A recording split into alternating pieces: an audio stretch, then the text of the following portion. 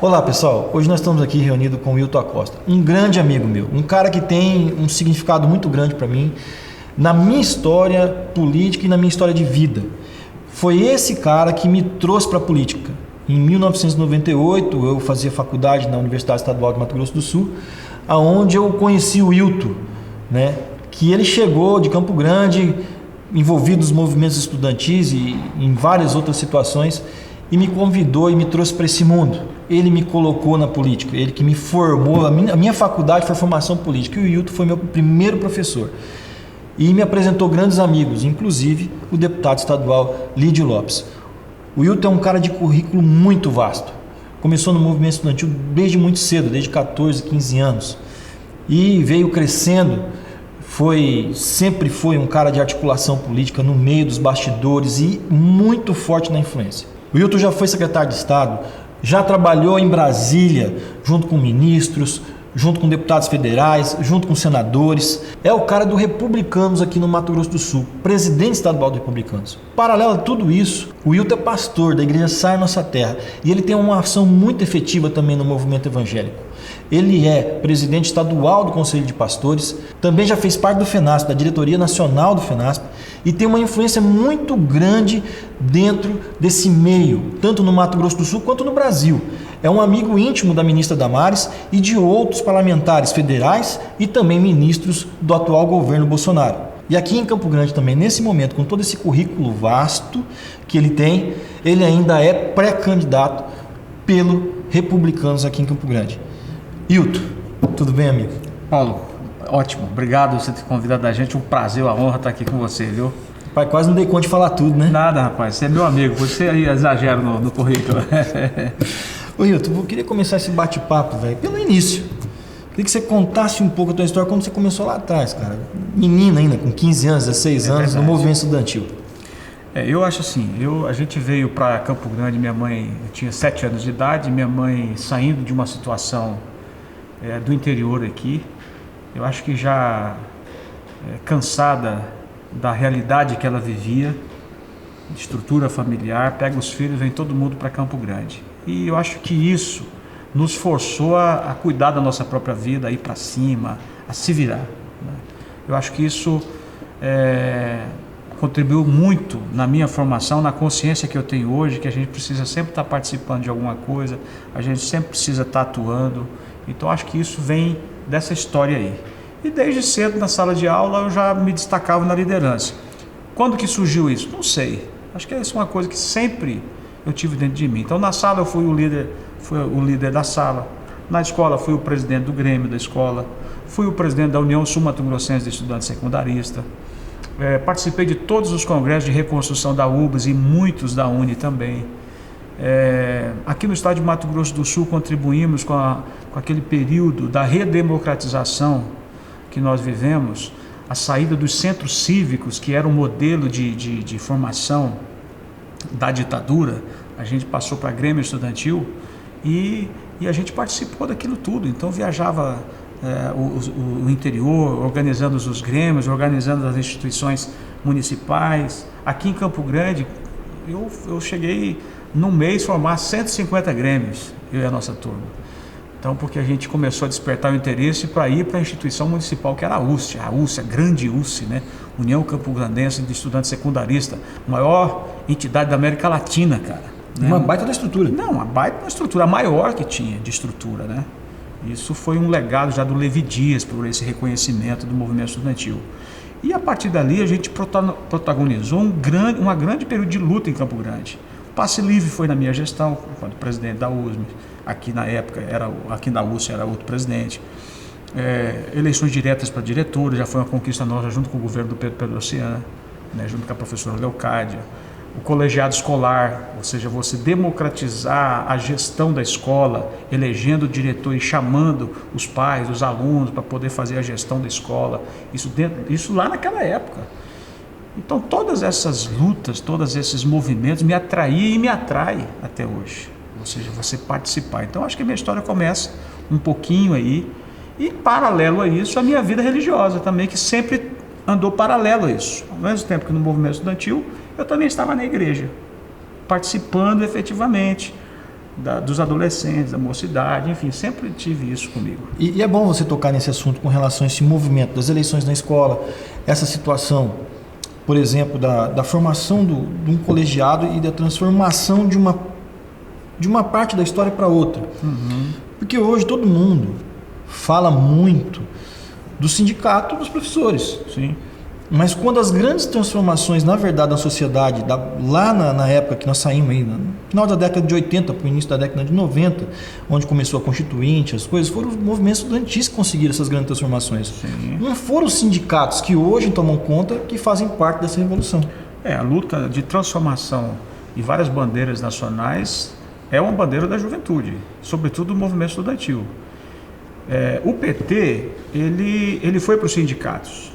O movimento estudantil já sempre foi um campo de atuação da esquerda, mas de quem? Do PCdoB, através da JS. Muito forte do outro lado, o MR8, né? Muito forte, sempre chocando com a OJS. E do outro lado, o movimento estudantil independente, que era aquele que a gente estava sempre abrigado. Porque lá naquela época a gente já falava não, a partidarização, ou seja, a gente não queria influência dos partidos dentro do movimento, dentro da educação, e muito guri, eu achava bonito isso, não tinha nem muita consciência do que era isso, mas eu já sempre me identifiquei com isso. Então a gente foi para um movimento estudantil chamado Movimento Independente em Campo Grande. Nós criamos um grupo de movimento que falava nós temos que participar, mas sem influência partidária, porque era um domínio da esquerda. O PT é muito frágil, nunca participou do movimento estudantil, até hoje nunca teve nada. Mas é um campo que sempre foi dominado pela OJS, através do PCdoB, e pelo MR8. São dois movimentos que até hoje atuam. Mais forte hoje é a OJS, né, que está aí, que monopoliza esse movimento. E o MR8 era o mais radical na época, inclusive. Né? E era assim, quando tinha que se aliar, a gente se aliava ao MR8, nunca com a OJS. Impressionante. Porque aqui o MR8 aqui do estado era muito forte. Né? O professor Nilson, o Schmidt, essa galera que sempre abrigou aí o MR8, né? Então, e os quadros Landmark, que você conhece. Então, esses quadros estavam muito próximos do movimento estudantil, eles tinham uma atuação muito forte, e eles tinham um movimento nacional muito forte. Então, quando tinha que se aliar, a gente sempre se aliava ao outro. Eu acho que por isso que eu venho desse ímpeto de movimento, sempre indo para cima, aprendi muito um pouco com os caras. E a juventude hoje, ela não tem essa noção, né? Ela não tem a noção do tamanho que a UNE foi, que a USE aqui em Campo Grande foi. A USE aqui tinha uma estrutura que se perdeu, tinha quadra, tinha piscina, tinha... Ela foi leiloada, né? As diretorias foram vindo com o tempo e se perdeu no meio do caminho tudo isso. Sim. E às vezes a juventude hoje, o pessoal que está na escola, até mesmo na faculdade, eles não têm noção da força que é um movimento bem organizado, com as pautas bem colocadas. Hoje eles são muito mais uma massa de manobra com um movimento com segundas intenções do que um movimento verdadeiro. Você sabe o que existia lá? Naquela época a gente tinha bandeiras de luta, a gente tinha uma causa. Então você estava saindo da ditadura para o processo de redemocratização do país. Você tinha uma luta, você tinha uma causa, então você se mobilizava em torno daquilo. Hoje, a crise que nós temos da mobilização da juventude, até mesmo da sociedade, é pela falta de causa. Você não tem uma bandeira que... A gente botava 10 mil estudantes aqui na rua, a gente fechava Afonso Pena. Você colocava o movimento para tirar a secretária de Educação, para aprovar o passe livre. Todos os movimentos foram protagonizados por nós aqui. Nós demos a eleição para o Juvencio. Nós demos eleição para o Juvencio com passe livre. Marilu e Juvencio, no primeiro turno, que foi o primeiro momento dos dois turnos, oferecemos uma proposta para os dois. Ninguém quis no primeiro turno. Eles não quiseram assumir essa responsabilidade do passe livre. No segundo turno, a Marilu vindo que quase... A Marilu era prefeito de Campo Grande. O Juvencio adota o passe livre, assume o compromisso conosco, e aí a USE, a militância inteira vai para a rua para fazer a campanha do Juvencio por conta da bandeira. E ele cumpriu a promessa, instituiu até hoje. Ninguém tira o passe livre de Campo Grande. Acho que vai tirar, não tira mais, não tem gestão que consegue tirar. E é uma das poucas capitais do Brasil, aliás, se não for a única, que tem o passe livre integral. Hoje, para os estudantes, é Campo Grande, fruto daquele momento. Então, nós tínhamos bandeira. Quando você me conheceu, foi quando a gente chegou para o Pedro e falei, Pedro, nós precisamos organizar o movimento secundário, nós precisamos reestruturar o ensino universitário. E a gente fechou uma proposta. E você me conheceu, acho que muito provavelmente, falando com os estudantes universitários dentro da UEMS, né? Naquele momento, o Wilson queria fechar o UEMS. Sim. E vocês estavam no movimento aqui em Campo Grande encampando. Eu estava no DCE do curso de computação, Com o diretório. Gilberto, inclusive. Gilberto Ricardo, Bituca, meu amigo, junto. Eu estava e aí nós fomos ali e eu fazia parte do UNE e do COUNE, né? Do Conselho Universitário lá da UEMS, e nós estávamos tentando fazer com que o Wilson não fechasse a UEMS. A Leocádia, a reitora, você veio com esse movimento de Campo Grande, nós se unimos forças e viemos. Eu rodei o estado inteiro, todos os viemos UEMS. aqui protestar para que a universidade fosse efetivada, porque também era uma bandeira do Pedro, né? Sim, ele que criou, pô, ia acabar. Então a gente fortaleceu com ele, eu corri todas as universidades, fizemos esse movimento universitário, né, muito grande, muito forte por sinal, mas isso já foi mais fruto já de um estágio do movimento estudantil, já com a consciência um pouco mais aflorada, já participando de um movimento eleitoral, partidário nem tanto, mas muito mais assim, participativo nas eleições, com essa consciência, tem que ter o nosso grupo, tem que ter as pessoas alinhadas conosco, nada muito sistemático, né? Mas naquela paixão nossa, né? Eu mesmo nunca pensei em disputar a eleição. Já era para ter disputado, porque a gente liderava aqui em Campo Grande movimento de 4 mil, 3 mil, 10 mil estudantes na rua, nunca. E não foi candidato a vereador naquela época. Não. Com o assédio que você teve. Não, perdemos a oportunidade, perdemos o bonde naquele momento. Mas elegemos muitos outros, Valdir Neves e quantos outros líderes que a gente colocou no ombro para eleger. Chega uma hora que cansa, né? Aí você tem que ir. Só fazendo uma correção, eu falei UNE. É COUNE, Conselho Universitário, e CEP, que é o Conselho também de Extensão e Pesquisa da UEMS, na época, no que eu fazia parte, né? Computação lá. Aí que eu falo que eu não me formei, eu me formei em política, daí que ele me levou, e acabei não terminando o curso de computação. Mas é uma outra história. Aí não tem nada a ver com isso, não. Aí passando essa fase aqui, né? Paralelo a isso, você começou um caminhar na política também. Sim. Essa parte nossa que nós já estamos ali em 98 com o negócio do movimento estudantil. Mas um pouco antes disso, você também começou já a militar muito forte dentro de partido. Sim.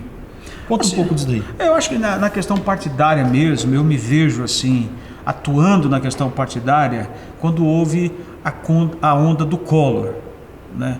Na verdade, assim, como eu sempre militei na juventude, existia um louco chamado Daniel Torino, no Rio de Janeiro, que criou o PJ, Partido da Juventude. Falei, opa, tem tudo a ver com a gente. E a gente começou a falar sobre PJ. E quando o Daniel Torino procurou o Pedro Pedrocian para pedir um apoio, o Pedro indicou o Denas para cuidar. Nessa época, a minha relação era com o Chico Maia. Era com o Maia, lá atrás, foi a primeira candidatura que ele disputou para vereador e tal. E o Maia me leva para o Denas e me apresenta, tem um guri doido aqui que lidera o movimento estudantil e eu vou te emprestar ele para fazer o Partido da Juventude. Foi quando eu começo a participar, a pensar um pouco mais na estrutura partidária, a partir do PJ. Quando o Collor veio para o PJ, porque ele tentou se viabilizar com Covas, naquele grupo de São Paulo, quando deram bola para ele, a única alternativa que sobrou para o Collor foi o PJ. Daniel Torino entregou a sigla para ele. Ele fez um grande movimento, acho que foi a Setembro, uma agência grande de Belo Horizonte, que fez uma pesquisa nacional, chegou no PRN, Partido da Reconstrução Nacional. O partido precisa ser reconstruído, tal, criou um debate muito legal, uma linha, né, muito boa. Aí o PJ virou PRN. O PJ virou PRN, foi nessa, ele mudou de nome, porque o Collor achava que era muito segmentado e ele precisava de uma coisa mais ampla. Então isso tudo foi pensado pela Setembro. E desde então você já começou a se ligar com políticos já a nível nacional, aí, saindo da regionalização. Nem tanto, nessa época nem tanto, não tive ainda Mas um pouquinho mais à frente é que eu começo a me interessar pelas causas nacionais. E que eu sempre fui tolhido, né? Porque depois disso eu conto um pouquinho dessa história rapidinho aí do PJ, enfim, saio do PJ. E a gente tem uma aproximação muito forte com o Lúdio. O Lúdio sempre foi uma coisa assim, emblemática, porque eu estudava no Lúcio Martins Coelho e a casa do Lúdio era bem em frente. Então, eu não sei, rapaz, eu sempre... E eu comecei a conhecer o Lúdio. Lúdio Coelho, conta um pouquinho da história do Lúdio, porque para o Brasil se contextualizar. Não, o Lúdio, todo mundo conhece o Lúdio. Mas eu com 14 anos eu já falava nos comícios dele, eu era o mascote do Lúdio. Aonde tinha comício em Campo Grande, eu tinha que ir lá falar. 14, 15 anos falando nos comícios do Lúdio. Inclusive quando ele morreu, que tem uma imagem que aparece, eu estava em Brasília na época inclusive, e aí aparece uma imagem minha com ele. Eu não consegui recuperar isso porque eu não tenho nenhuma lembrança disso, nenhuma imagem disso. Então sempre com o Lúdio. Quando eu vou para o PSDB, já numa outra conjuntura, já porque o Lídio estava, a gente já veio desse movimento, né? O Lúdio, ele foi fritado pelo PSDB, era o nosso candidato a governador. E sempre assim, né? E aí o governo querendo lançar o Ricardo Baixa para governador. O Wilson Barbosa, governador na época. O Wilson Barbosa. Então a máfia do governo, da Assembleia Legislativa, essa máfia política, fritando o Lúdio para lançar o Baixa. Porque o dinheiro era o secretário de Fazenda e tal. E aconteceu isso, literalmente isso. E eu lembro que eu liderei o movimento a nível de Estado. Já na JPSDB? Já na JPSDB. Liderei um movimento a nível de Estado, percorri o Estado e culminou num grande encontro onde a gente ia dar o troco nessa galera. Reunimos todo mundo na Câmara Municipal, com o Lúdio, o Ricardo Baixa, todo mundo, Valdir Neves, Marisa Serrana, a cúpula do PSDB. E todos nós lotados, plenário da Câmara Municipal, que era aqui em cima ainda, né? Ali na Afonso Pena. E eu leio uma carta de repúdio a essa fritada do Lúdio. Essa carta é publicada nos jornais e passada na televisão. E a galera inteira pedindo Pedro de novo. Aí Foi emblemático. Foi emblemático aquilo. E a gente saiu da JPSDB. Não é que nós saímos da JPSDB, nós continuamos na JPSDB, mas apoiando o Pedro. Aonde o Pedro ia, bandeirinha do JPSDB e o Ricardo Baixa com a candidatura. Rapaz, isso teve desdobramento que culminou num grande encontro em Bonito, porque aí eles deram o troco, juntaram 50 homens de jovens aqui do estado e nós fomos com 2 ônibus. Lá naquele encontro em Bonito, eles nos receberam literalmente a bala. Acertaram um companheiro nosso, isso deu jornal, teve que ir avião para lá para pegar Vários amigos nossos estavam lá? Vários amigos nossos estavam lá, então foi um confronto muito pesado na cidade, né? Esse confronto da juventude, foi o último também. O Lídio estava também, né? O Lídio Lopes, atual Lídio deputado Lopes estadual. era o nosso presidente, que estava junto conosco, ele que inclusive que conseguiu um liminar para poder acabar com o Congresso, porque ele era o presidente, pô, e os caras não deixaram ele falar, e a gente foi para lá para tentar reverter o quadro. Enfim, esse encontro de Bonito então foi marcante. E aí a gente realmente vai para o Pedro e faz a campanha. E o Lídio foi candidato pela Juventude em 98. Candidato. Foi quando eu fiz minha primeira campanha. Você me levou para fazer a campanha do Lídio com o PP. Exatamente. Aonde você me apresentou o Ralph, que também é nosso amigo, que vocês vão ver nos nossos vídeos aí também depois. Exatamente. Uma luta, uma história, né, cara? Uma história de vida, uma história bonita, uma história brigada, lutada, de muitos embates dentro de Campo Grande. E nessa campanha nós apoiamos o Pedro e no final estava lá na frente, teve a virada, né, mãe? Juntou todas as forças. O Pedro começou com 60% praticamente, vem caindo, muita força. Todos os prefeitos, todos os deputados, praticamente todos os partidos em torno do Baixa, porque era a estrutura financeira, não é? Da Assembleia, aquela máfia da Assembleia. E obviamente que o Pedro foi desmontando. Foi o que culminou depois na eleição do Zeca. Foi aí que, já para honrar o compromisso, que a gente não apoiou também o Baixa, fomos apoiar o Zeca. Daí apoiamos o Zeca. Que foi uma grande virada de página no estado também. Sim. Mudou totalmente o cenário político a partir dali. Sim. E aí é isso. Aí de lá para cá... E aí, tem essa luta. Com relação a isso, depois já de 98, infelizmente, uma fatalidade, né? O seu irmão veio a falecer, eu também, que era muito envolvido. Sim. Movimento, política e tal, muitas vezes até em lados opostos. Na grande maioria, em lados opostos, eu apoiava, por exemplo, o Maia, ele apoiava o João Pereira. Era até uma forma de sobrevivência, porque não cabia todo mundo numa só. Porque o grupo era grande. Só que esses dois eram muito ativos, eram muito... Não, no que diz respeito ferreiros ao movimento estudantil, sempre juntos, nunca separados. No que diz respeito à eleição, sempre um cuidava de um e o outro cuidava de outro. Então sempre foi sempre assim. Nos bastidores. E aí, você teve um tempo que você deu um tempo e mergulhou na igreja, né? Na verdade, assim, a minha vida religiosa sempre esteve presente nesses momentos todos, porque sempre no movimento estudantil, sempre intenso, mas também sempre intenso na igreja, desde cedo, na liderança dos adolescentes, na liderança dos jovens. Então, muito convicto de que toda essa minha participação, o pensamento cristão é muito forte dentro de mim. Eu sei realmente a importância que tem hoje, eu vou dizer, Deus para a sociedade, para a vida das pessoas. Então, acho que o que a gente sofre hoje, de família desestruturada, dessa sexualização precoce, desse laço, desses valores sociais, a gente tem isso graças à igreja. E é o que a gente vem perdendo isso na sociedade, principalmente porque essa nova esquerda que a gente sempre combateu lá atrás, ela manipulou a narrativa e enquadrou todo mundo dentro do politicamente correto. Você se opor a isso, você era achincalhado, e ainda é, por essa patrulha ideológica que existe pro lado da esquerda. Todo mundo que se opõe a esse politicamente correto, eles vêm desgastando, eles vêm desconstruindo, todo mundo tem que rezar na cartilha deles. Então, se o cara fala que esse copo aqui é uma mulher, bom, é uma mulher. Você fala, não é não, mas para a nova esquerda, para essa narrativa, ele que esse jumento aqui é isso, é aquilo, então eles criam e você tem que começar a concordar com eles. Então, esse movimento de desconstrução dos valores, sobretudo do pensamento judaico-cristão para a sociedade, que é a nossa base, que é a nossa formação no país, principalmente no Ocidente, então a gente vem acompanhando a desconstrução da família, a desconstrução da relação de pai com filhos, dos valores. Então você vendo isso sendo jogado no lixo, né? Desconstruindo a importância disso para a vida das pessoas.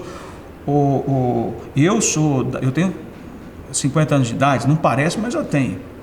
Bem mais novo do que você. Tá bom. Mas a minha geração é do bença pai e bença mãe, cara. A minha geração é do sim senhor, não senhor. Você não entrava na sala se o teu pai estivesse recebendo uma visita. Você não comia primeiro do seu pai e de sua mãe na mesa. Você não saía para brincar enquanto você não arrumava sua cama e seu serviço de casa não estava pronto.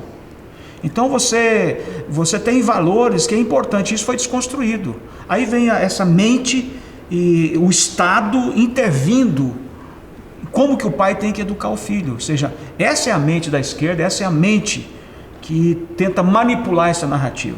Então isso para mim eu sempre tive isso muito aguçado dentro de mim e por isso que eu sempre participei. E aí você foi para o movimento do Conselho de Pastores, começou no município, depois para o Estado, e junto com isso você começou essas bandeiras, a luta por essas causas junto com o Rodovalho, o Bispo Rodovalho. Né? Na verdade, assim, eu nessa meu afã de deixar a atividade política eleitoral, né, mais intenso, e dedicar a minha vida ao ministério pastoral, porque eu fui para o seminário, casei, fui para o seminário.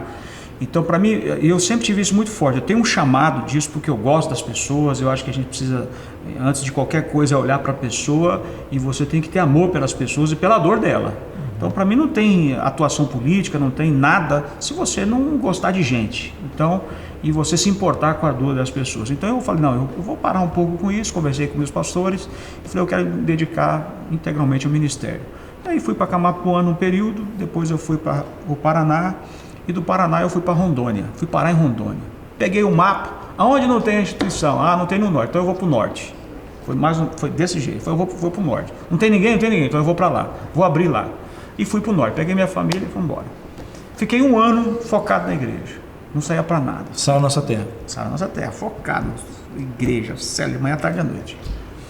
Só que no final... Início do encontro, né? Dia 12, para quem é de igreja, entende isso daí, foi o início disso daí também. Né? Não, isso já tinha acontecido, isso já era um movimento que já estava quase que já superado. Mas quando eu chego em Rondônia e eu encontro lá a senadora Fátima Cleide do PT, que se tornou relatora do PLC 122, que é essa agenda gaysista do Brasil, né? E ela era relatora e ela começou a fazer um movimento. E eu estou observando aquele movimento. Pô, eu conheço do movimento, eu vim do movimento. E eu vi a igreja parada, os pastores parados. E lá no norte isso? Lá no norte, lá em Porto Velho. Eu falei, pá, não pode, cara, esse negócio tá errado. E aí um dia eu vendo um depoimento dela, inclusive numa das sessões do Senado, dizendo que ela tinha feito um acordo com os pastores e com a igreja de Rondônia para aprovar o projeto dela. Eu falei, não, aí ela chamou. Aí eu fiz um movimento em Rondônia. Comecei em Porto Velho, viajei quase todas as cidades de Rondônia e criamos um grande movimento de oposição ao PLC 122. Aí os pastores da cidade, de 15 em 15 dias, ficavam me mandando para Brasília para acompanhar as votações. Não, eu tenho que ser você. Tá bom, lá vai eu. Gente, eu não quero mexer com isso mais. Não, vai lá. E o bispo Rodovalho falou, pô, você não... Toda quinzena me via lá, né? Pô, você não vai cuidar da igreja, não? Você está saindo muito de lá. Começou a me dar uma dura, né? Um belo dia, finalizando o 2º ano, eu recebo a notícia que ele me chama para Brasília para cuidar do Fórum Nacional, que é o FENASP, que é o Fórum Evangélico Nacional de Ação Social e Política, um fórum que foi criado por várias lideranças para monitorar esses projetos de lei lá no Congresso Nacional. Isso foi uma iniciativa de 2000 que a gente tinha organizado por outras bandeiras. E eu vou para Brasília então e começo então a coordenar esse grupo de monitoramento dos projetos. Quem que é a minha equipe? Minha secretária executiva desse fórum, Damares Alves, que era minha secretária. Isso no ano de? Isso 2009 para frente, 2008, 2009. Damares Alves, Paulo Fernando, essa galera que milita, deputado Henrique Afonso, essa galera toda que protagonizou esse movimento. Não tinha essas bandeiras. Você não ouvia falar de Jair Bolsonaro nessa época. Eu lembro ainda que em 2009, se eu não me engano, você me levou para um fórum lá em Brasília, com o Rodovalho, foi a primeira vez que eu via Damares. Então pronto. Então, a partir desse momento, a gente começa a fazer um movimento nacional de mobilização. Nós tínhamos 36 deputados federais, brother. 36. Perdia tudo.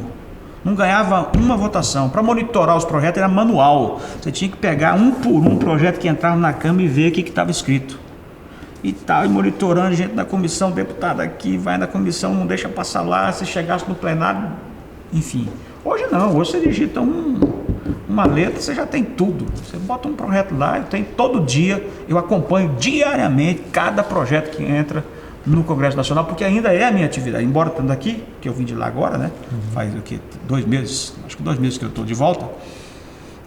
E ainda eu coordeno esse trabalho de monitoramento e até de mobilização. Ó, gente, entrou o projeto lá, quem que vai cuidar, quem que é o deputado? Início de legislatura, distribuiu nossa bancada para cada comissão, já pegando a relatoria de cada projeto. Então a gente faz esse trabalho.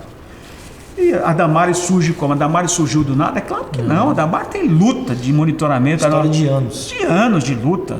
Né? A Damares, ela... é do Magno Malta. Magno nada. Ela foi lá salvar o mandato do Magno. Você andou com o Magno? Não, viajei. Brasil todo? Brasil inteiro na CPI da pedofilia. Então, cara, aí vem essa visão nacional daquilo que eu gosto de fazer, defesa da família, valores. Aí é outra história que assim, é uma coisa bonita. Viajei o país inteiro, organizamos a Concepab, organizamos a PEB, fortalecemos o fórum em todos os estados. Hoje nós temos uma bancada mais de 120 parlamentares, muito bem articuladas, denominações, todo mundo participando, todo mundo indicando os seus deputados, senadores da República. O foco agora é a gente ampliar o Senado. Então, trabalhamos os vereadores, né, fortalecendo porque como a resistência lá no Congresso não passa nada, eles vieram para câmaras e para as assembleias. Então aí também fez a gente descer para esse trabalho. Aí tem matéria minha da Carta Capital, que me pegou um dia lá no ar, que fez uma matéria legal, claro que me detonando, mas expressa um pouquinho daquilo que a gente faz. Tem um grande debate teu com o Jean Willis. Vários debates, mas ao vivo, inclusive. Vários, mas o que deu mais repercussão foi exatamente esse, quando ele lança o projeto para legalizar a prostituição no Brasil. E aí eu que vou fazer um enfrentamento com ele. E dentro desses, esse aí deu bastante repercussão, porque no debate a gente acabou com o projeto dele. Ele resolveu retirar o projeto, né? Porque ele errou no projeto mesmo, né? Os argumentos que ele utilizou eram muito ruins e não prosperou. Mas temos vários embates, vários. E nesse período você saiu candidato a deputado federal. Sim. Né? E acabou não tendo êxito na eleição, mas foi uma campanha muito boa, bem organizada, com pouca estrutura, que é a grande dificuldade, né? Hoje aí.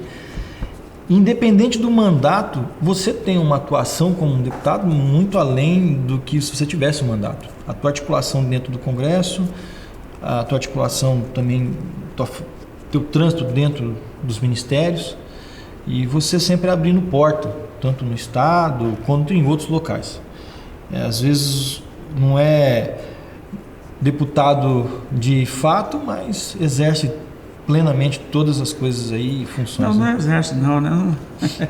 Gostaria muito de exercer, mas... Às vezes mais atuante que alguns aí, sim, que se elegeram até na onda, né? Sim, claro.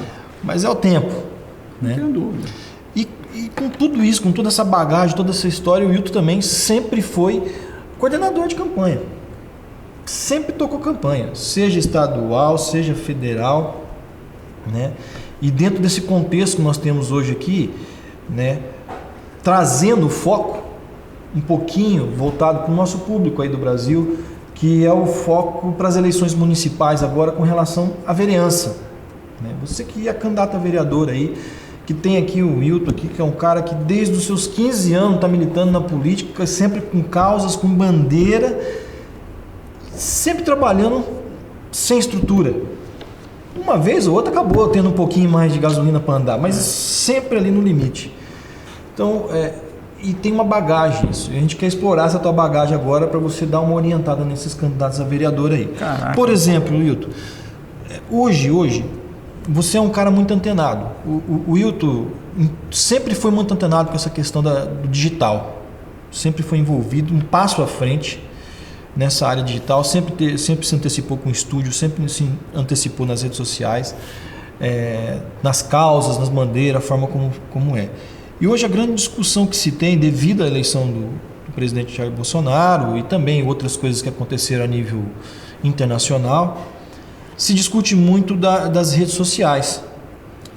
Mas você trazendo ela para um nicho aqui de candidatos a vereadores em cidades pequenas, abaixo de 100 mil eleitores, que é a grande maioria do nosso país, mais de 4 mil cidades, são 4 mil, lá vai bolinha, são a realidade do Brasil, é isso, né?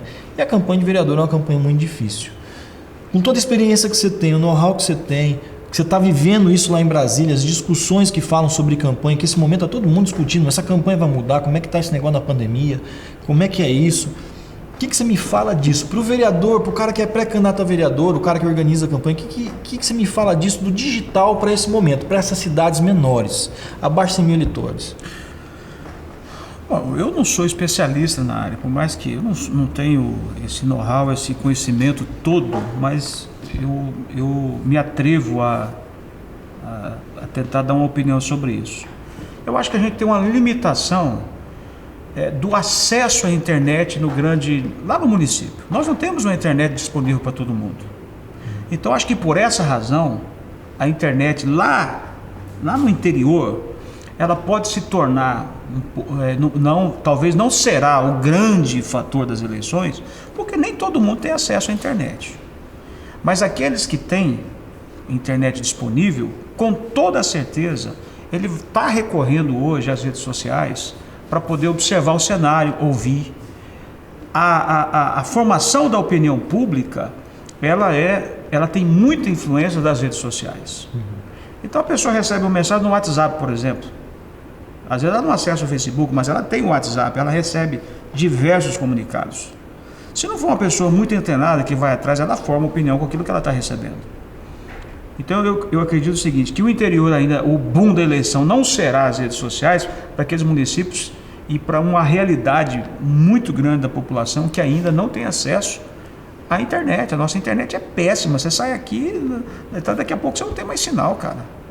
Pô, é caro, você paga lá um pacotezinho, você olha um vídeo no YouTube, já acabou, o cara fica economizando aquele lá, ele não vai ficar gastando para ficar atrás de política. Então acho que tem aí um fator que dificulta muito. Então para as pessoas que... Agora a internet eu também entendo que ela é boa, ela constrói, mas ela também destrói. Você tem uma coisa boa, você vai dar visibilidade, mas se você não ter conteúdo, cara... Quiser enganar. Não, se você não tem conteúdo para ir lá fazer um programa, para fazer um vídeo, se você falar besteira, cara, você vai se queimar, isso não vai ser bom, né? Então eu vejo que tem alguns fatores limitadores que eu acredito muito, ainda que uma eleição de vereador, ela é também muito tete a tete, são os meus amigos, é a relação, porque com essa nova mudança, chapa pura, todo mundo, você vai triplicar o número de candidatos, obviamente que os partidos que conseguiram, né, mas a realidade, se manter a legislação, é triplicar o número de candidatos, não é? Então você está saindo na esquina, você está debatendo com um candidato, então vai prevalecer o quê? Aquele voto muito pessoal do vereador, a relação de amizade. Paulo, eu sempre fui na campanha me especializar e me organizar, estudar para a parte operacional. Eu sempre me dediquei a isso. Aliás, até na vida profissional, eu sempre fui operacionalizar.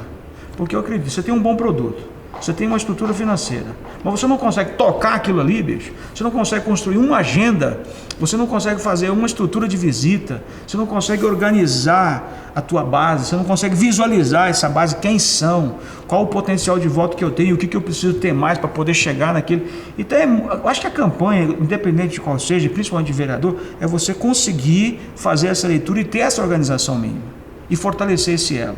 Então eu acredito que ainda nesse ano, nessa eleição, vai prevalecer o tete-a-tete. Claro, o produto, o vídeo, usar as redes sociais, o cara tem que ter no mínimo, e não precisa ser aquela produção toda. Um videozinho de WhatsApp bem falado, bem elaborado, uma informaçãozinha, uma reclamação aqui, ou tentar transmitir o que ele quer, ajuda, está registrado, as pessoas estão procurando isso. Tem um público aí que está indo para as redes sociais para buscar a vida do cara, quem que é ele.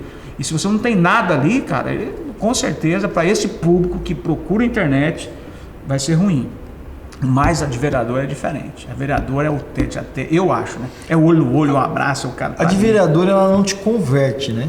A de vereador na cidade pequena lá no interior, nesse tete-a-tete que você vai, se você produzir informação nas redes sociais, ela vai te dar uma gama do teu produto, vai aumentar um pouquinho mais a tua linha de produto, mas ela não vai trazer a conversão, porque a conversão é aqui, nas cidades pequenas, que é diferente de cidades maiores aí, que é outro tipo de campanha. A gente tem que entender que vereador tem 3 tipos de campanha aí, mas na cidade pequena é isso daqui ainda, é o tete-a-tete.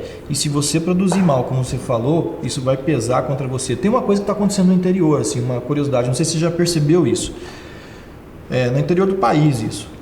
Tem duas figuras nacionais que ficaram emblemáticas. Aquele deputado estadual de Minas Gerais, que sempre aparece nos vídeos denunciando tudo. Me fugiu o nome dele aqui agora, mas o pessoal vai lembrar bem dele aqui. O que vai acontecer, né, com relação a isso daí?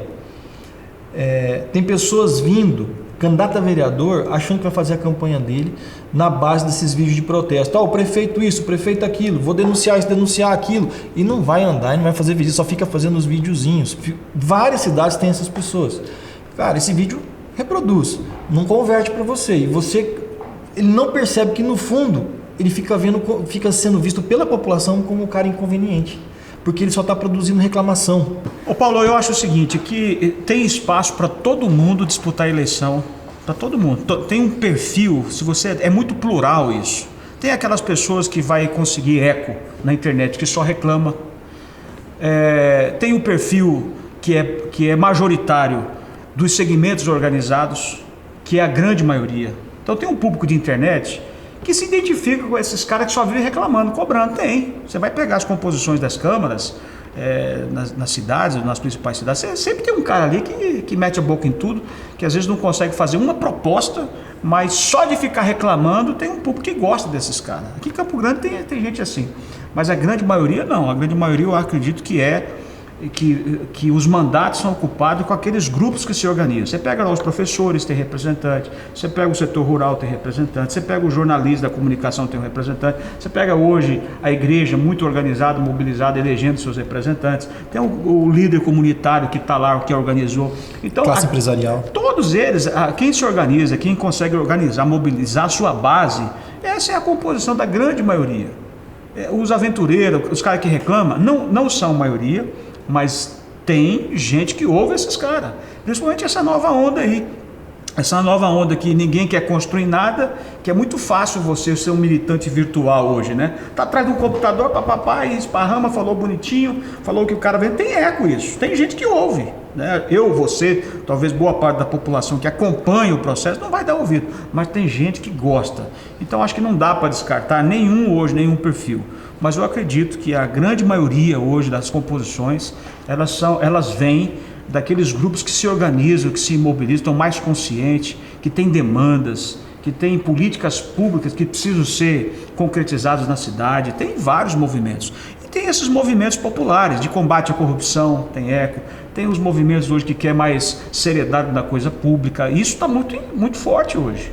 Está muito forte. Você pega a onda Bolsonaro, ele tem essa bandeira muito forte. Você tem os movimentos de rua hoje no Brasil, que tem vários representantes. Vários representantes hoje que estão compondo as câmaras, as assembleias, o próprio Congresso Nacional. Então, acho que não dá para a gente padronizar nada. Não tem padronização. Hoje você tem perfil para todo mundo, né? Mas ainda eu acredito que a grande maioria são dos grupos que se organizam. Acredito que essa eleição, quem tiver mais organizado na base, pela pulverização de candidatura, pela quantidade de candidatura que tem na praça, quem tiver com sua base mais organizadinha ali, que já vem trabalhando, eu acredito que essas candidaturas têm muito mais possibilidade de buscar um mandato do que qualquer outro. E colocando nesse ingrediente aí, de que nós estamos numa nova legislação, em que as eleições hoje são chapas puras e os partidos estão organizando as suas, eles construíram a sua chapa no mínimo para manter o que já tem e para ampliar um pouquinho. Então você não está disputando mais numa grande composição, numa grande coligação, que você vai lá numa coligação tentando buscar uma vaga. O partido que se organizou, fez chapa, vai eleger 1 vereador, 2 vereadores, que se preocupou com isso. Terminou a eleição de 2018, a primeira coisa que a gente fez foi isso. Nas principais cidades, né, a gente já começou a trabalhar nossa chapa de vereadores. Tanto é que a gente chegou agora no prazo das cidades que a gente ia disputar a eleição, já estava tudo organizado. Nossa chapa completa. Dentro desse fator que você disse aí, tem uma coisa que eu queria chamar a atenção, dentro da nova legislação.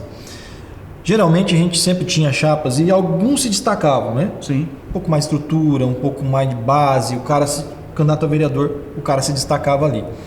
E hoje em dia, o que é a tendência dos partidos? Eles precisam fazer o maior número de vereadores dentro da cidade. Cidade, por exemplo, com 9 vereadores apenas, que é a grande maioria aqui do estado, são 9 vereadores, né? E no país todo também, a grande maioria, 4 mil e poucos municípios, são 9 vereadores ali, um pouquinho mais que isso, alguns. Para você fazer uma maior bancada, você tem que começar a olhar para os menores. E você, como presidente estadual, você está se prestando atenção nisso, né? Sim. Aqueles candidatos que estão ali para fazer escada, eles têm que estar melhor preparados. Não tenho dúvida. Eu, inclusive, coloquei uma regra interna. O vereador com mandato que tem disposição de sair do seu partido e querer vir pegar a nossa base, ele vai ter que vir um ano antes, não na ficha, mas ele já tem que vir ajudar a construir o partido. Um ano, que isso foi no ano passado, vai ter que ajudar a construir chapa, porque nos 6 meses eu não vou deixar ninguém entrar. Eu não fui aquele partido, vem para cá para o partido que eu vou receber. Nosso movimento foi o contrário. Na medida que vai se aproximando o prazo de filiação, a gente já estava fechando as portas para ninguém entrar. Por quê? Porque a gente fez um trabalho de base. E você tem razão. Hoje, essa mobilização que tinha os dirigentes de participar de uma coligação e concentrar o recurso em 1 ou 2, é lógico. O cara, você bota um nome lá para disputar com 6, 7 partidos, cada um com um nome mais pesado do que o outro, você tinha que jogar no seu. Agora não. Agora você tem que desenvolver a chapa. Você tem que fazer com que todo mundo tenha um bom desempenho eleitoral para você poder garantir o que você tem e, quem sabe, ampliar um pouquinho. Não tem essa mais de pegar o recurso e jogar lá no cabeça. Não, inclusive eu já estou avisando isso. Esquece recurso, porque eu vou trabalhar a chapa para que você possa se eleger, fazer 1, fazer 2, fazer 3. Então essa chapa toda vai ter que ter um bom desempenho. E assim também você cria expectativa nas pessoas. Porque a pessoa que está vindo participar, que quer um mandato, ela precisa sonhar que é possível ganhar a eleição. Então eu acho que a mudança de comportamento vai ser gritante agora. O que aconteceu com o vereador de mandato que já estava acostumado? O cara esperava, está com mandato, o prefeito ia lá, organizava a chapa para ele. Essa vez não, os partidos fecharam as portas da grande maioria. Acabaram ficando em chapões. Não, a gente não teve que morrer todo mundo, porque nenhum partido abriu para esses caras. Assim, nenhum é muita coisa. Mas para quem organizou, você fica 4 anos lutando, né, ralando, vamos dizer. Aí você chega lá na última hora, o cara quer entrar no seu partido só para... Não teve isso. Então a gente já tem uma mudança, o cara vai ter que vir fazer partido, o cara vai ter que ter militância, o cara vai ter que se envolver na vida partidária. Eu acho que esse é o grande lance dessa reforma. Foi uma grande reforma que força uma militância aí. Não tem mais essa, vou ficar na minha, lá na frente eu me viro. Negativo. O cara vai ter que atuar antes, vai ter que ajudar para poder construir a base que é dele. Se ele não ajudar, ele está fora. Então essa é a mudança que eu acho. Hilton, você como presidente partidário aqui no Mato Grosso do Sul, e você também ajuda muito a nível nacional o Republicanos aí, na construção, você é militante efetivo a nível nacional, tem noção do país todo aí. Especificamente nos municípios menores, tirando a capital, municípios abaixo de 100 mil eleitores, aí eu sempre friso isso daqui. Qual é a dica de ouro para o candidato a vereador? Qual é aquela dica de campanha, de estrutura, de formação que você fala assim, cara, isso é o básico, você tem que começar por aqui, você tem que fazer isso para você ter sucesso? Não, primeiro, principalmente no interior, é esquecer esse lance que ele vai ganhar a eleição com dinheiro na mão. Não tem dinheiro, gente. Essa é a grande verdade. Não tem recurso. Por mais que você tenha aí bilhões, 2 bilhões, né, no fundo eleitoral, você distribui isso para o Brasil, então você não tem muito recurso para fazer campanha. O candidato a vereador, se eu fosse candidato a vereador, eu ia procurar formar a minha base. Eu já tenho que ter uma militância. Eu já tenho que ter ali uma base mínima formada. No interior é muito comum ter uma família grande, né? No interior é muito comum o cara da área rural. Então não adianta você ser, você candidato, vou ter dinheiro, porque o cara chega para você e fala assim, ele quer que você arrume uma vaga para ele quer que você arrume o dinheiro para ele, e ele quer que você arrume um voto para ele ainda. Então ele chega muitas vezes com toda essa expectativa. Se o cara não mudar esse comportamento, ele não vai se eleger, esquece. Campanha, eu acho que de vereador, é aquilo que a gente falou no início, é o tete a tete, cara, é você olhar e ver a sua família, organizar, os amigos, é você ter a capacidade de convencer um amigo que você vai ser um bom vereador. E aí é bom construir uma história. Esses aventureiros de última hora, os aventureiros de última hora é bom quando o cara tem dinheiro, quando o cara é um médico, quando o cara já, né, mas se o cara que vem e que participa pela primeira vez, principalmente, que não tem nada, vai ser muito difícil. Então, para quem se preocupou com isso, consegue fazer essa leitura, consegue colocar no papel quantos nomes eu tenho, quem vai me apoiar, quem é a família que eu tenho, sabe, uma coisa bem sistemática e visitar. Tudo na pré-campanha. Tudo na pré-campanha, até porque a pré-campanha você pode muito mais coisa do que na própria campanha, né? Então acho que a pré-campanha agora é isso, é organizar, é conseguir visualizar essa base que supostamente ele acha que tem. Então se ele conseguir, eu tenho um amigo meu que é especialista em campanha, que é o deputado Silas Câmara lá do Amazonas, o cara ganha toda a eleição lá. Ele falou, você quer ser federal? Quero. Eu falei, então é o seguinte, vou te dar uma tarefa, pode mandar. Se você conseguir colocar 1000 nomes aqui, e eu quero esses nomes, 1000 nomes que vai te apoiar, você tá bem informado. Eu quero os nomes. E ele ficou a campanha inteira querendo os nomes, querendo ver como é que realmente... Onde que tá, aonde que tá. Eu quero 1000 nomes de pessoas que eu vou ligar para ele e vai dizer que vai te apoiar. Então eu acho que a campanha de vereador é mais ou menos isso. Quantas pessoas você pode... você precisa de 100 votos. Cara, você tem que ter um mínimo aqui de pessoas que têm essa disposição, que a pessoa que vai te ajudar, independente de dinheiro, o cara que agrega você no apoio financeiro, ele sai de você também, porque o outro cara vai lá e tirou ele por causa da questão financeira. Então ele cobre a oferta e você perde. E isso é muito típico no interior, né? Mais da conta. Você vai lá e tal. Então agora, se você tem um time que te ajuda mesmo, que acredita na tua causa, né, que você consiga convencer ele que você vai ser um bom vereador, que você não precisa ter formação acadêmica, você tem que ter uma bandeira de luta, né? Tem que ter uma causa, né, que as pessoas vão acreditar em você, na sua integridade, que você vai realmente fazer aquilo lá. Mas o grande problema, e aí eu acho que para a gente finalizar esse raciocínio, é que as pessoas eles não são fiéis naquilo que eles vendem. Nós temos um modelo de legislativo muito ruim para o país. Ele se resume na oposição e situação. O modelo de legislativo hoje é isso. Você não passa disso. São os vereadores da oposição e os vereadores da situação. Vereador da situação vota tudo que o prefeito quer, mesmo que for os piores projetos que tiver na Câmara. E os vereadores da oposição rejeita tudo, mesmo se o projeto for bom, mas porque ele é a oposição. Então você vê uma Câmara votando aumento de salário de prefeito, o próprio salário. Você vê essa política de muito forte da imposição de impostos e taxas. Você vê o vereador não fiscalizando o trabalho que é de responsabilidade dele, prerrogativa dele. Ele não cumpre por quê? Porque ele é oposição, porque ele é da situação. Então ele faz tudo que o executivo quer, esquece de ser. E é isso que dificulta a eleição de quem está querendo participar, porque a população não acredita mais. Por isso que às vezes eu falo para você que aquele que reclama muito, às vezes tem eco aí. Que é o voto de protesto. Que é o voto de protesto. Então eu acho que com essa onda que a gente está vivendo no Brasil, a gente está avançando um pouquinho mais. Nós temos parlamentares aí que não estão mais preocupados em formar uma base apenas naquilo que o executivo pode dar para ele. Ele descobriu as redes sociais, ele tá descobrindo os movimentos, ele está conseguindo se conectar com o apelo das ruas. Ele sabe que as ruas vai dar base para ele, então ele não vai ficar se vendendo, vai vender o mandato dele. Então tem essa onda que está chegando, que a gente precisa abrir os nossos olhos, né? E dizer para o vereador, seja íntegro naquilo que você se propõe a fazer. A gente precisa fugir desse modelo que resume o parlamentar apenas em situação e oposição. ele precisa ser o vereador, ele precisa cumprir, e ele pode ser situação, perfeitamente, fazer base para o prefeito, mas ele não precisa aprovar tudo que vem do executivo, coisas absurdas, né?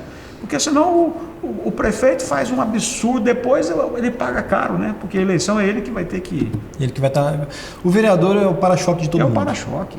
É o cara que recebe a porrada. É o primeiro contato ali, né? Sobre tudo isso que você falou, um raciocínio que eu tenho é, hoje em dia o vereador, lá, independente aonde seja, o vereador ele não tem que ser profissional.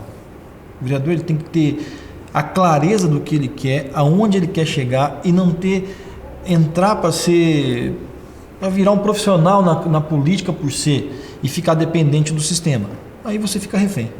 Eu acho que a gente tem uma cultura muito forte disso, né? Para a gente vencer isso, eu acho que a gente vai caminhar muito ainda. Eu acho que a política em si, ele é um instrumento de sobrevivência financeira para essa cultura que a gente vive hoje, né? Para dizer assim, eu vou militar politicamente, é muito complicado. Mas isso eu acho uma questão mais cultural do país inteiro, não é só do vereador, do deputado estadual, do federal. Tem cara aí que tem 8, 10, 20 mandatos, né? Ele não tem absolutamente nada de concreto para a sociedade, né? Mas ele consegue organizar ali o reduto dele, com a estrutura que ele tem, com os cargos que ele tem, com as indicações que ele tem, com o poder econômico que ele tem, ele consegue manter a base dele, né? Mas isso é uma mudança de cultura que eu acho que está mudando um pouco. Nós estamos aí vivendo um tempo que as pessoas estão questionando mais, estão perguntando mais. Hoje você tem as redes sociais, cara. Acho que a gente está falando das redes sociais. A rede social vai valer para isso, porque ela é uma fonte de informação. As pessoas estão lendo, as pessoas estão indo buscar a informação, né? Então acho que as redes sociais têm um papel preponderante nesse aspecto, porque ela é uma fonte de informação que as pessoas estão procurando. Elas não estão acreditando mais em tudo que o Jornal Nacional fala. Elas já estão checando as informações. Ela está falando, será que isso aqui é verdade mesmo? Claro que existe a maldade de proliferar uma mentira. Claro que tem isso. Mas eu acho que a sociedade está amadurecendo em função desse acesso que as pessoas estão tendo com as informações. Não adianta mais você ocultar a sua vida, não adianta você mentir, o cara vai atrás de você e vai descobrir. Então seja transparente, seja aquilo que você é mesmo. Se errou, diga que errou. Tem que ser autêntico. Tem que ser autêntico. Não adianta jeito. Você querer vender uma imagem que você não tem mais, né? Não adianta você querer virar o santo do pau da noite para o dia se você não é. Então assume o teu papel, porque as redes sociais vai denunciar quem você é. Então seja você, que eu acho que a coisa mais importante que tem aí para o vereador é ele ser ele, aquilo que ele é, e ele poder ter o mínimo de noção de organizar essa eleição. Não tem receita, cara. Você pega cara que de repente vem do nada, ganha a eleição, fala, rapaz, como é que esse cara ganha a eleição, bicho? Pô, eu fiz aqui, organizei tudinho, aí vem o cara e ganha a eleição. Como?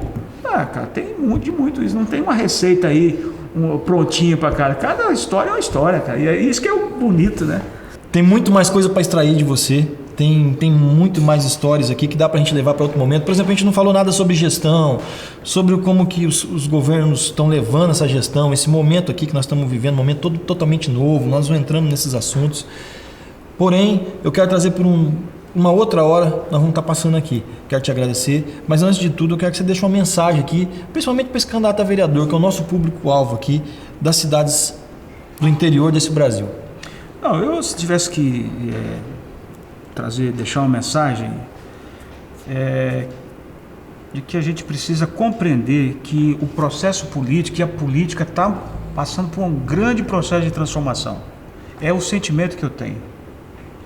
Nós estamos passando uma transição importante no país, uma transformação em que você valoriza muito a família, a vida, a ética, a coisa pública, a seriedade, né? Você não se profissionalizar, como você disse, você tem aí uma mudança de comportamento que vai ser muito refletida agora nessas eleições.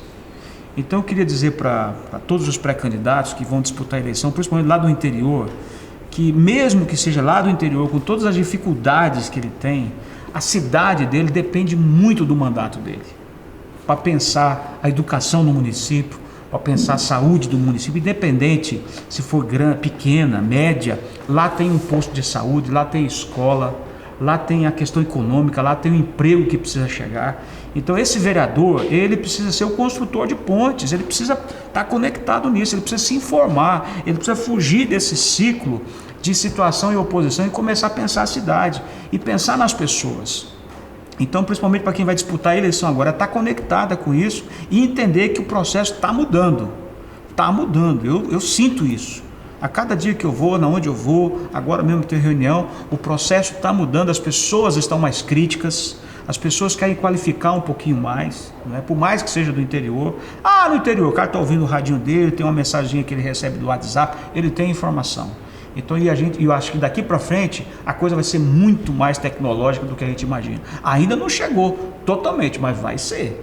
Então a informação vai estar correndo e ele vai ter que crescer, ele vai ter que se qualificar. Acho preponderante que o partido também tem uma posição muito estratégica nisso, de formar quadros, de preparar esses candidatos, de dar subsídio para esses candidatos. Então, para o vereador, para que ele realmente venha para uma disputa consciente de que o papel dele dentro de uma Câmara Municipal extrapola muito essa questão de ser apenas uma base de apoio ao prefeito, mas que ele está lá para pensar na cidade, nos problemas da cidade e de alguma maneira ele contribuir com o desenvolvimento da sua cidade, principalmente olhando para as pessoas. Ele precisa amar e sentir a dor das pessoas. Eu acho que esse comportamento que está muito ligado, é isso que a gente está vendo hoje em dia, nessa polarização esquerda, direita, tudo isso que está acontecendo no Brasil, isso vai acontecendo.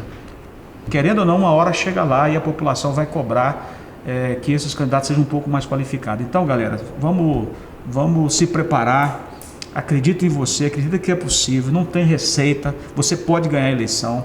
Se você se organizar o mínimo possível, eu tenho certeza que você vai ter uma grande vitória. Ganhar ou perder, Paulo, faz parte do jogo. Você pode perder uma eleição, mas ganhar politicamente. É acúmulo, é experiência. Então, se perder agora, continua na lida. Não vai ser aqui, não gosto de política, odeio política. Nem tem uns amigos meus que falam que não quer mais saber de política. Isso aí é tudo conversa fiada. Mas vai lá, contribua, porque não é o seu interesse, é o interesse da população. É o interesse das pessoas que você precisa se doar e sentir a dor das pessoas. Então acho que é isso. Não sei se eu falei muito. Não, foi excelente, cara. Obrigado, tá? Tá vindo aí. Obrigado por ter me atendido. Esse projeto que nós estamos aí para o futuro. E acredito que nós vamos caminhar muito junto ainda aí. Obrigado. Até mais.